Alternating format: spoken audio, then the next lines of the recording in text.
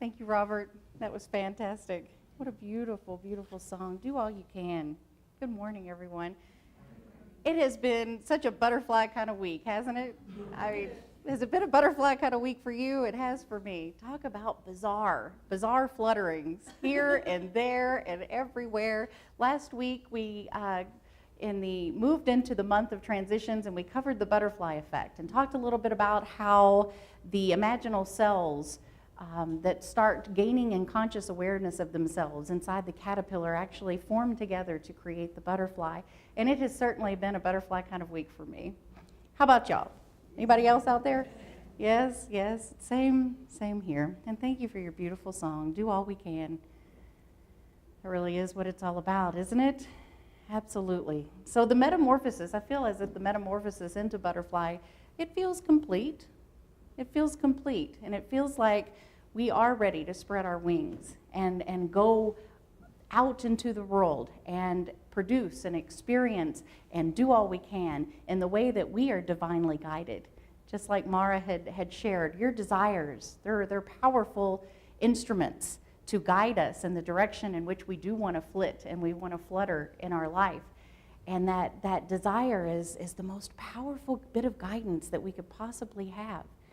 Leonardo da Vinci speaks about when we do decide to spread our wings, we're going to take flight.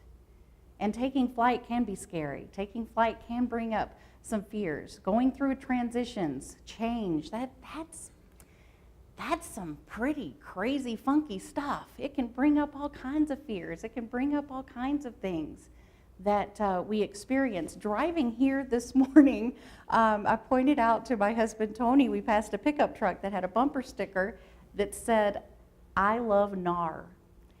And if you're a rafter, you'll know what NAR is because we're rafters, and NAR is that really sticky, ooey gooey brown mess that's at the bottom of the river and on the banks of the river. And what it basically is the breakdown of all of the different organisms and insects and things that live in the river and the dirt. It's all a mixture of all that kind of solidifies and creates this gunky mess. But you get to utilize it. You know, it builds you up. It allows you to get out of the river. Sometimes you can get stuck in it, but it certainly allows you to step on it and get out of the river. And that's kind of like what I think we do with our fears and the gunky mess that comes up for us when we move through a transition, and it comes right into our face, which we talked a little bit about last week. So I just love that bumper sticker. I love NAR. So I think when we could embrace our NAR and actually use it as the foundation for lifting us up, getting us ready as a perch to take off into flight, I think that's a wonderful, wonderful thing. So back to Leonardo da Vinci. I kind of went on a little side note there. Leonardo says this about taking flight. For once you have tasted flight, you will walk the earth with your eyes turned skywards. For there you have been, and there you will long to return. And I don't know about you, but I know there's this feeling that comes within me and takes over me when I feel like I'm really in that zone, when I'm in that creative juice zone, when I feel like the butterfly that has emerged from the chrysalis. It's like that. You know, do you have those top things that you can experience or you do where you really feel alive and enjoy and in full passion? I know one of mine is cantering on a horse. You know, when I'm cantering on a horse, there's just this, I become one with the horse and the earth and the sky. I literally feel like I'm flying. I feel weightless, and my heart just opens up and feels like it's taking in everything in the world. And then another thing is I love the orchestra. I love listening to the orchestra, watching the orchestra play. I used to have season tickets all the time, and I used to play in the symphony. And I love that feeling of when we can produce our own note, our own little individual note that then, with this dance, goes with all these other notes and creates this movement, this vibration that we can feel at the core of our being. So what about you? Think about in this moment, you know, those things that you tend to find yourself in, or something that you hear, something that you see, something that you participate in, that you feel like you're flying. And so I can totally relate to what Leonardo is saying there. For once we've stepped into that space and that awareness, I almost feel like we're constantly looking upward and moving and positioning and stepping on the gnar and building ourselves up in our life to take flight over and over and over again. And so I believe our focus is an expression of life. We're here to express life. We may influence the world through our spirit and our imagination to conceive of something so beautiful and then to make it, to allow it to happen in a practical way within our lives and within all of the lives around us. We tell a story of intention that the world will benefit through the goodness of our collective spirit. You know, this is when the imaginal cells have come together in conscious awareness of themselves, and they've grouped together. They've recognized, hey, you know, there's people of like mind here. I want to hang out with them. I want to play with them. I want to work with them. I want to co-create with them. I want to produce with them. And so we benefit through the collection of that spirit, and eventually, by valuing the awe and the mystery of living, we'll grow beyond and completely exceed our own efforts and take flight beyond ourselves. That's what I believe. I believe that that's the energy and the essence of being the butterfly and taking flight. So I want to share with you these lyrics to a song that's titled Fly from the Something True album by Scott Menefee. These are a portion of the lyrics. All I want is all that I can be. Will I ever turn to face myself and learn to fly? There are some of us who can hear a voice inside, a truthful voice that says, yes, you were born to fly. And so let me ask you this. What did the caterpillar say to the butterfly when he saw the butterfly? What did the caterpillar say when he saw the butterfly? Does anybody know? He said, I'll have what she's having. Because I think that's what it's all about.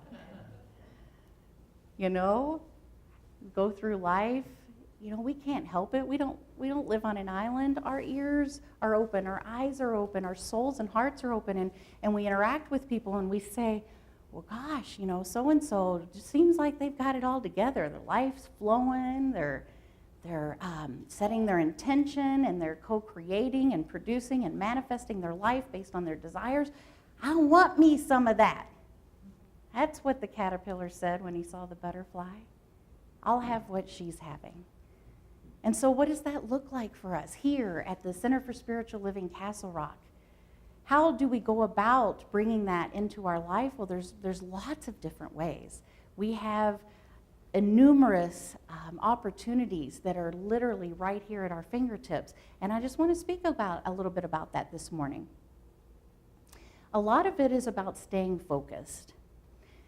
A whole lot of it is about staying focused. We can gain awareness and then we can lose it. And we can gain awareness and then we can lose it. And I tend to be a lot more productive in demonstrating and manifesting the desires in my life when I can stay focused on what those are. Now, life is full of distractions, tons of distractions. And a lot of times I think that we can kind of get off on creating distractions for us, so to speak. Sometimes we want those distractions because like the song said, like what Mara had spoken of, like the gnar, when we feel the inkling of those fears or that which we know we need to face about ourselves to move into that energy of flying, we are pretty good about distracting ourselves, aren't we? But I think that it's all about staying focused. You know, I was at a wedding yesterday in Allens Park, and I sat with this delightful couple at a table, and I was mesmerized by the story they were telling about their cat. Because the husband had potty trained the cat. The cat goes in the potty. Literally, you know, and I'm fascinated. I'm like, tell me about that. How did you do that?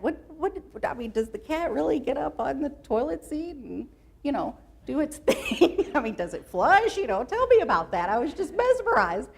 And he says, no, he doesn't, you know, the cat doesn't flush. But the cat is totally potty trained. And I said, man, you are so tenacious to have pulled that off. Can you imagine what kind of focused intention and attention that would have taken to train a cat to be potty trained? And he said, oh, I'm not tenacious. I was just committed. I got to thinking about that. I said, well, wait a minute here. I said, I'm not really sure that that's all it takes, because I can be real committed. in 5 minutes. I can be the most committed person towards whatever it is that I have decided to take under my hat in 5 minutes, and I'm probably not going to produce much of an effect or much of a change in my life. It definitely takes being tenacious. It takes being that committed and having that focus and intention throughout our life on a daily basis, hourly basis, minute basis, and that takes attention. That takes focus. Michael Beckwith spoke about this. He calls it intention deficit disorder. He says, I believe really that's what society has today, is intention deficit disorder. So where in my life do I have intention deficit disorder? You know, I have these desires. How well am I feeling in the groove? How well am I feeling like things are just really flowing and those things aren't coming up into my face quite as much? Or where am I not putting my intention and being tenacious about it, being committed? You know, do I have a cat in here that I need to potty train? Because that's going to take some commitment. It's going to take some tenacity. So I invite you to establish your own intention and watch how the energy moves your life in a particular direction, because it will. And I want to tell you a couple of examples, a couple of quick stories of students that I had in a prior class. One of the students named Jeannie, this was years ago, and Jeannie was working on a construction project, and she was sharing in class, because in class we would check in every night before we went on about, you know, what was up in your life, what you were looking to demonstrate, what you were working on, that kind of thing. And she said, you know, I really need to demonstrate a 5-gallon bucket. I'm working on this construction project, and I need one more 5-gallon bucket, and I just need to demonstrate a 5-gallon bucket. I know I can do this. And she told us this the next class, because on her way home from the class prior, she's driving down the highway, and she sees way up in front of her this 5-gallon bucket fly out of a pickup truck and go twirling and twirling in the air and land literally on the side of the highway. And by George, she pulled off on the side of the highway and grabbed her 5-gallon bucket. She was like, thank you. That's what I would call a pretty quick, set the intention, got the 5-gallon bucket, and it was just between her and her own creative force of being able to apply her intention, be tenacious, and get the 5-gallon bucket. Now, we all know that just sounds wonderful, but it's not always just between the two of us, or us and spirit within us. That's great when we can do that. A lot of times people talk about doing that with parking spaces, where they can definitely attract the perfect parking space every single time. I know my husband is wonderful at it. There isn't a single time where he hasn't produced a perfect parking space. It's great. But in life, we don't live on an island. We're definitely operating and experiencing with other people. And so I want to tell you Arlene's story. Same class. She shares with us what happened to her that past week. And Arlene was a dear older lady, just blessed sweetheart. She just had the most loving, wonderful energy. And I know other people felt that and picked up on that. And Arlene was driving through a neighborhood one day, and she got pulled over by a cop. The police officer came up to her, and she said he was very young. He came up to her and said, ma'am, do you know why I pulled you over? And Arlene's like, actually, I'm quite at a loss. I have no idea why you pulled me over. And he said, well, you were going through a school zone. And they had this was in Florida, and they had just changed the laws because they were really cracking down on school zones, and they had just upped it to a $500 ticket across the board. And she had no idea that she was even going through a school zone. And she said, oh my gosh, I am so sorry. You know, and absolutely, you know, I had no idea. Now I know. Thank you very much. And he says, well, I'm really sorry. I'm going to have to write you this $500 ticket. I feel really bad about it because I think that's kind of steep to throw on people, but we're really working on raising the awareness of these school zones. And she said, absolutely, I wouldn't have it any other way. I really want everyone to have a greater awareness of school zones, and don't you worry about it. And she found herself consoling the police officer because he felt so bad about writing her this $500 ticket. And so she told us this story when she came back to class the next week. And she said, you are never going to believe what happened to me. She said that later that night, right about 7:30, 8 o'clock at night, someone rang the doorbell, and she answered the door, and it was the police officer that had given her the $500 ticket and another man. And they introduced themselves. She knew who he was, but the other man was his superior, like the commanding officer of his group. And they went on to explain to her that her understanding and gratitude towards the police officer and awareness about what it was that they were trying to do with the school zones stuck with him all day long. He couldn't get her out of his head. And it really changed the rest of his day and how he approached people and how he even approached the job that was before him to do. And he shared that with his commanding officer and said, I want to tell you that this interaction with this woman has really shifted my entire career, my entire how I look at what it is that I do. And I feel something very powerful occurred. And the commanding officer said, well, let's go visit her and tear up the ticket. And I want to give you the opportunity to share that with her. And so Arlene's in class and her face is beaming. And she said, how many people do you know that can get a $500 ticket and then have the police officer show up at their house later that day and tell you how grateful they were for having met you and having that experience and then tear up the ticket? Right, really? Yeah. That's what I'm talking about. That's what I'm talking about. That's what happens. We have at our disposal this incredible teaching of the science of mind, and we have at our disposal the service and the classes that we have here and the workshops that we put on and everything else that draws you and feeds your desire to be more of who you want to be. And those are just 2 out of millions of stories of students being in class and sharing how creating this metamorphosis effect in their life and becoming the butterfly by being aware and being setting their intention and being tenacious and committed about how they want to think and approach their life on a daily basis, these changes really do occur. So like Michael Beckwith said, establish your own attention and watch that energy move as it moves through your life in a particular direction, because it does. And so I noticed, the slides are up here. If you could go to the next slide. I want to talk a little bit, last week, we talked about the imaginal cells and how that operates. And we know that we work in energy. It's all about energy. That's all that exists. There's a divine energy within each and every one of us, and it just wants to express itself over and over and over again. But there's all these different areas in the world that are coming to that conscious awareness just like we are. And not that we didn't know it before, it's like a spiral. Every single day, I know this stuff, but every day I go through an experience that allows me to get it a little bit greater, a little bit deeper, that then allows me to experience and express it more in my life. And so I want to talk to you a little bit about the power of love and gratitude made visible. We're talking about this energy. But how about this, for example? There's this experiment that this scientist in Japan, and you may know him, Dr. Emoto, did a few years ago, where he actually photographed ice crystals that were made from water that had been exposed to particular words or particular music or even particular areas of the environment all over the world.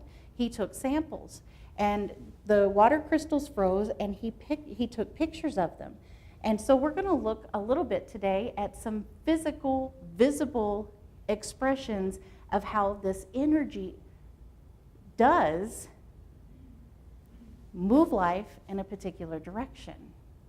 And in Japan, and he actually coined this term, it's called Hado, and it means the intrinsic vibrational pattern at the atomic level in all matter, the smallest unit of energy. It's the basis is the energy of human consciousness. And this is what they define it there in Japan. And so he showed these visual examples of what focused intention looks like in a water crystal. And so, thank you. So right here is an example of a water crystal of water that had been placed the word eternal on.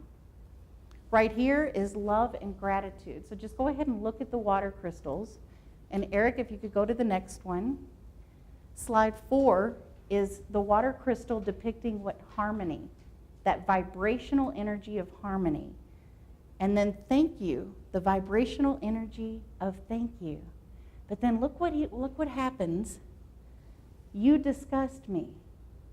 This was the picture of what the words you disgust me looked like on that water. And this one is you fool. And so I want to ask, right back to the intention, focused intention, and being tenacious. You know, Dr. Emoto says that this hado, brings power into words. It says it creates words. Words are vibrations of nature. And therefore, I'm quoting him, therefore beautiful words create beautiful nature. And ugly words create ugly nature. And he says this is the root of the universe. This is in complete conjunction with the science of mind teaching, change your thinking, change your life. If you went around most of the day and called yourself a fool, how do you think that that is showing up in nature in your body or in your ability to manifest and demonstrate situations in your life that's going to show up to prove to you that you're a fool? Because that's how it works. It's all energy. And Dr. Emoto is showing the visual effects of this energy, this vibrational pattern. So if you could go to the next slide, Eric. There's the one for truth. Isn't that beautiful? I think it's just such a beautiful visual. And so what happened in Japan when Dr. Emoto discovered this, did the research, and then published it, he's now published many books, but what has happened is this idea has quickly spread through all of Japan, and it has now coined a phrase. It's become a part of their daily language, where people go into a place and people say, oh, the hado of this place is really low, let's leave. Or that person has really powerful hado. Or let's change the hado of this environment. It's just like energy. And in this whole country of Japan, through these experiments and through these pictures where he was able to visually show how energy, vibration of what we place on it can affect a water crystal. So he takes it one more step. Next slide, Eric. He takes it to, if thoughts can do this to water, just imagine what our thoughts can do to us. And in the us, I say, just imagine what our thoughts can do to our surroundings, our environment, our life, what we are attracting and bringing into our life. I think that's pretty powerful stuff. I think that's totally in alignment with our teaching. It said in the write-up of his research, it says, since all phenomena is at heart resonating energy, by changing the vibration, we change the substance. Isn't that what it's all about? It says quantum physics, in particular the observer effect, and they're basing this on Heisenberg's principle, which we're not going to get into that right now, but I'm quoting, so I wanted to mention that, clearly suggests that we do alter our environment. We do alter our environment, and we know this. So we know this. So I'm going to ask you, how often, every single day, are you in the observer mode? We talked a little bit about that last Sunday, where you take the 30,000-foot level, where you look at the big picture in observer mode. How often do you catch yourself doing that during the day? Back to that focused intention and tenacious commitment. So we have these desires. We know and feel what we desire our life to express and experience and what we want it to look like. So I just am asking, because I ask myself the same thing. I would never ask you what I don't also ask myself. How often during the day do we become the observer and touch in and find out, where is our focused intention and energy? Where is that residing? So the next slide, Eric. So Ernest Holmes says, prepare your mind to receive the best that life has to offer. That's really what we're here for. That's what we're here for, to prepare our mind to receive the best that life has to offer. And so how best do we prepare our mind? Well, spiritual practices, making choices to invest our time and our energy into that which supports who we are and who we want to be, and classes. And speaking of classes, I'd like to invite up here the president of our core council, Art Morales, because he's going to do a little presentation along with Foster.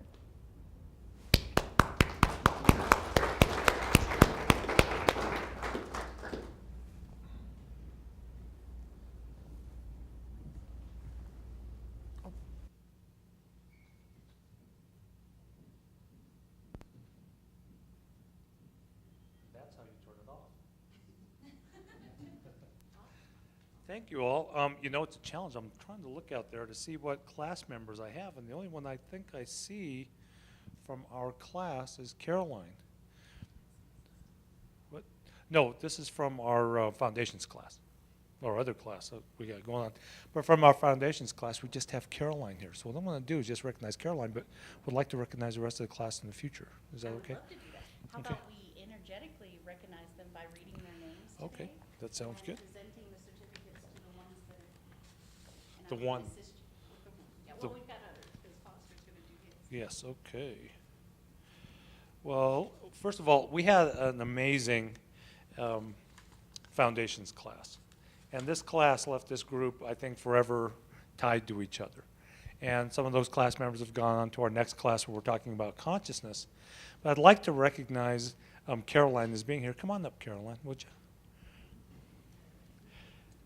And Caroline is one of these people that when we talk, come on over here.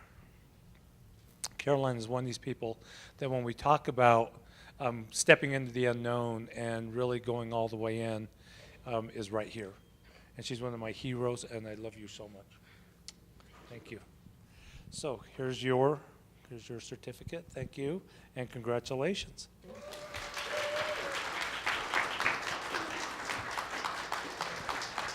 The other participants were Eileen Proctor, Troy Morley, Jared Wempen. Jared's here? Jared, I didn't see you back there.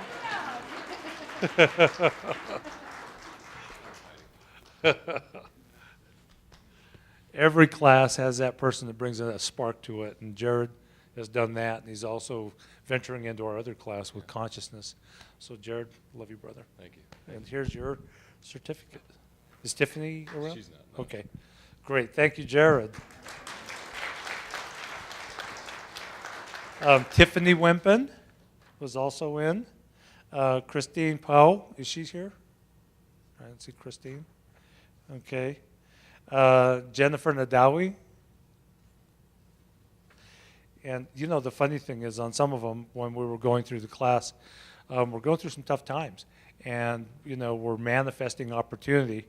And Jennifer was one that was kind of between jobs, and now she's got more work than she knows what to do with, so we don't see her sometimes. Okay. Let's see, and we have Karen, and I don't see Karen here either. And let's see, Amrine is her last name. And what? Yeah. Yay! Okay, and then Nina and Mark. And Nina and Mark advised last week they're not going to be able to make the class, and so they weren't going to be here this week either. And so that's the composition of our class. So let's give a big hand for them.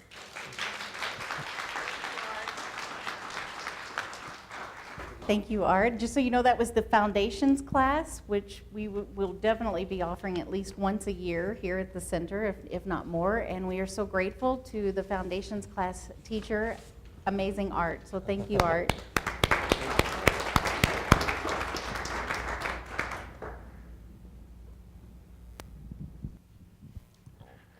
Well, I had a higher percentage of people here this morning. I don't know that means much, but I'll read first the names of those who aren't here today. Paige Prendergast. Can you tell us what class you taught? Oh, sure. I taught practical mysticism. And it's not as much of an oxymoron as it sounds like. Troy Morley, he took 2 classes last spring, so he's not here today for me either. Tracy McCracken, who I know is in India right now, and Paul Hammersky. And those who are here today are Kathleen Foley, bless her heart. Kathleen brings sparkle wherever she happens to be. Sid Jones, I saw you earlier, yes.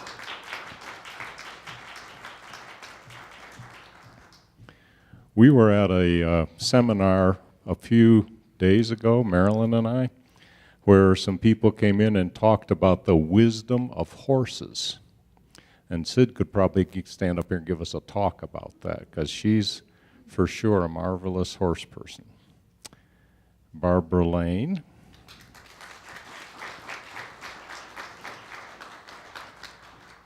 I'll just tell you that Barbara's a blessing, and we'll let it go with that. I could talk for hours about that. And last but not least is Maura Burgess. And I thought that since Maura is obviously a gifted speaker, I would ask her to say 1 minute's worth of what she might have gotten from the class. This class was a very powerful class because, you know, the mystics, you think of them as people who go up to mountains and they kind of sequester themselves from society, and that's happened through the ages. But this class called us to look at the part that we're really united with all there is, and how do we let that come through in our daily life, and how do you live that, and how do you embrace that, and how do you enlarge your understanding of that? And so that's why it's called practical mysticism. And it gave me a shift to look at my life and say, okay, I don't need to separate out, because I didn't realize I was doing that so much, but I was. So I have my spiritual family here, and I can do this at work, and I do this in other places. I'm still the same person with my kindness and my love, but was I bringing that deep understanding that I am one with all that there is? And so I made that shift in this class. And we had some powerful discussions, didn't we, classmates? I mean, sometimes I would go home and I would be like, I just need a glass of wine. I need to sit down for a bit, because it would be like, and if the universe is doing this, and I mean, it was wonderful. So I truly encourage you to embrace class opportunities and ask people about different classes, because the learning is phenomenal and you get to be in a small group of people and really share on a deep level. So thank you. Thank you. Thank you, Foster. Thank you all so very much. That is, taking class is so much about an opportunity to explore at an even greater, deeper level, to have a group of peers that are supporting each other as they're setting that intention and being committed and being tenacious.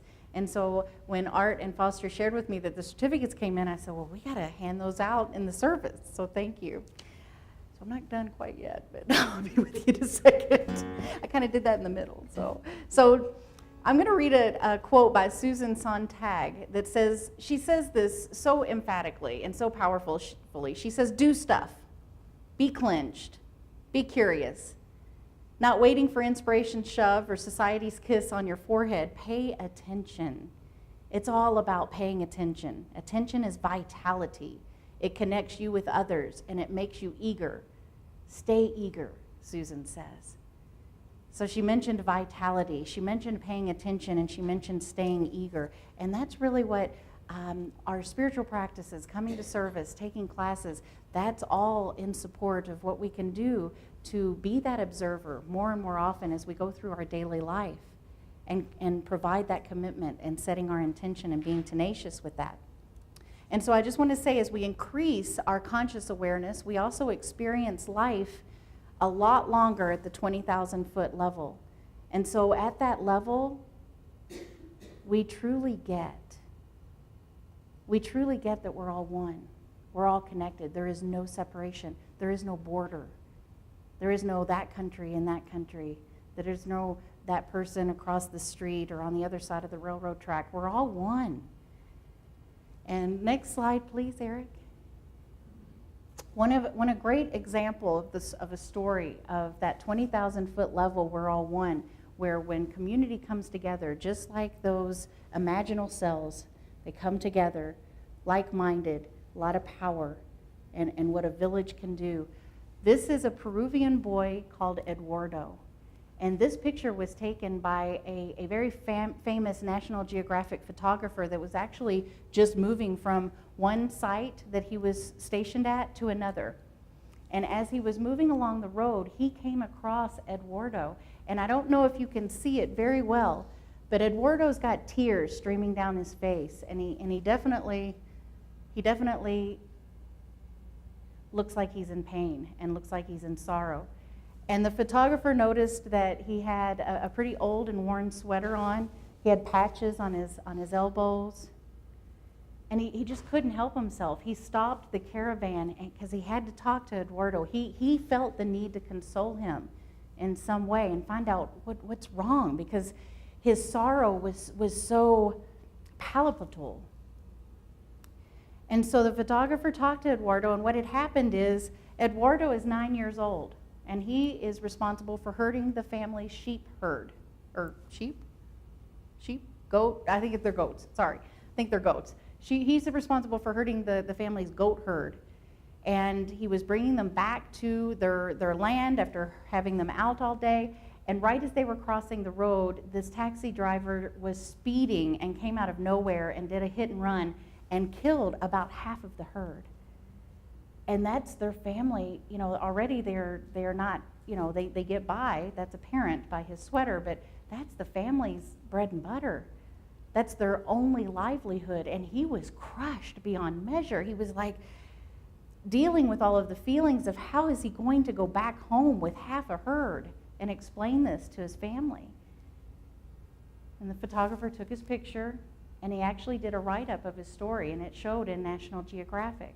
Well, the power of what I'm getting at here is people from all over the world read Eduardo's story, and there's this group of school children that said, he's 9 years old, he's the same age as us, we've got to help him out. Let's everybody bring $1 to class the next day and send it to Eduardo's family. And they did, and other people did that too. And they managed to get those finances. $1 made a huge difference for them, but they were able to purchase more goats, and it made a difference for this family. And I know that it made a difference for all of the people that participated in that too. And so I wanted to share with you that that's the power. That's the power of moving every day into the 30,000 foot level, realizing that we're one, and then we move into this energy and effort of, what can I do? Just like the song that Robert sang. Bob Luckin says it really well, so I'm going to read what he said, but he says this: I may not see the first or catch the second of your tears. I cannot stop them. They belong to you, as does your smile and your laughter and your song of life. I will walk next to you if that is your desire. I will stand by you and hold your heart with mine. I will love and support you the way friends do, because I know my life is better by having you in my life. And so Steve Marabelli says, live your truth, express your love, share your enthusiasm, take action towards your dreams, walk your talk, dance and sing to your own music, embrace your blessings, and make today worth remembering. So that's what it's all about today. Make today worth remembering. Thank you. Namaste.